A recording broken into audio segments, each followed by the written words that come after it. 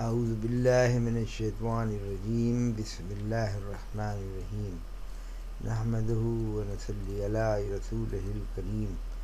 بسم اللہ الرحمن الرحیم۔ پیارے دوستو، میرے بھائیوں، میرے بزرگوں اور میرے ہم نوا خیال لوگوں اور وہ لوگ جو مجھ سے اختلاف کرتے ہیں ان سب کو میرا سلام۔ آج کی گفتگو کا چونکہ موضوع ہے پیارے نبی صلی اللہ علیہ وآلہ وسلم، آقائے دو جہاں مصطفیٰ محمد پیارے صلی اللہ علیہ وسلم، ساڈا سونا محمد تے گل ہے کہ تسی آج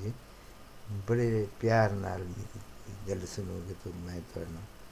کچھ سمجھا سکتا تو میں دماغ میں میرے اللہ نے ڈال دیتا ہے تو میں تمہیں سمجھانا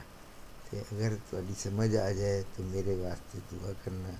میری مغفرت دے واسطے دعا کرنا، تھوڑی بڑی مہربانی ہوگی جناب علی۔ اور میرے جڑے پرا ہیں تے بھیڑاں ہیں وہ سارا میرے واسطے دعا کریں۔ گل یہ ہے کہ آپ نے یہ بات غور سے سنی ہوگی اور سمجھی ہوگی کہ پیارے نبی صلی اللہ علیہ وسلم کی درجات، مقامات اور آپ صلی اللہ علیہ وسلم کے متعلق کوئی لوگوں میں بڑے اختلافات ہیں۔ کوئی کچھ کہتا ہے، کوئی کچھ کہتا ہے، کسی کے فرقے میں کوئی بات ہے، کسی کے فرقے میں کوئی بات ہے۔ ان کو ایسی ڈسپیوٹڈ شخصیت بنا کر آپ لوگوں نے رکھا ہے کہ اللہ معاف فرمائے۔ لیکن آج میں آپ کو ان تمام شیطانی شروں سے جو انسانوں کے ذہنوں میں پلتے ہیں، میں آپ کو اس سے چاہتا ہوں کہ اللہ پاک ہم کو سب کو آپ کو نجات دے دے۔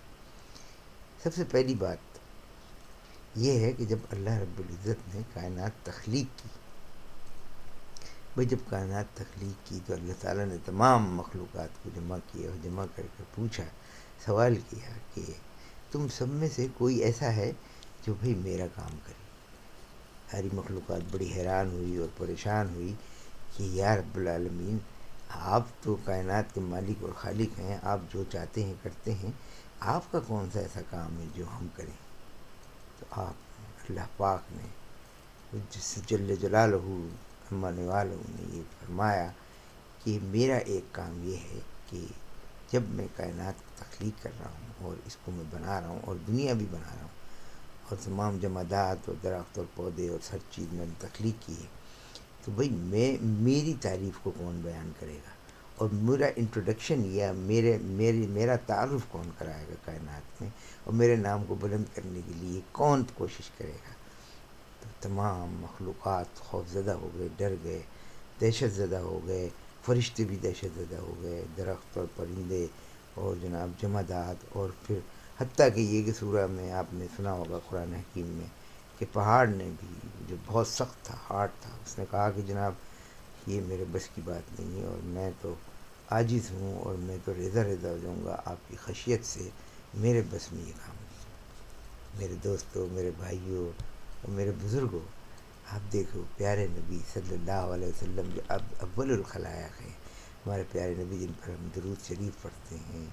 اے دوستو، میرے بھائیوں، میری بہنوں،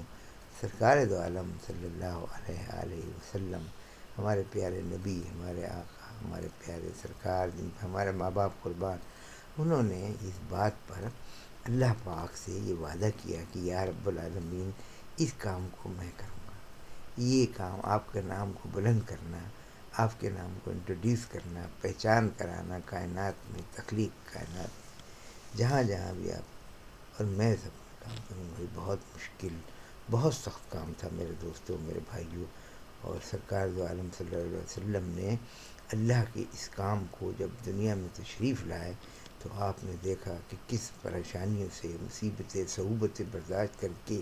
بھوک برداشت کر کے، فاقے برداشت کر کے، تکالیف اٹھا کے، لوگوں کی باتیں سن کر اور لوگوں کے طعنہ زنی سن کر، اور ایون آپ نے یہ تک دیکھا ہوگا کہ پیارے نبی صلی اللہ علیہ وسلم جب اللہ کے نام کو بلند کرنے کے لیے طائف کے اسٹیشن پر پہنچے، وہاں بھی غنڈوں نے، بدماشوں نے سرکار پر پتھر برسائے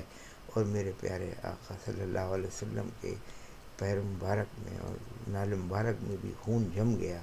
اور سرکار یہاں پر بیٹھ گئے، صدمے سے تشریف فرما ہوئے اور اللہ سے کہا کہ اللہ مجھے تو نے اپنے بندوں میں ہلکا کیا۔ آپ نے دیکھا ہوگا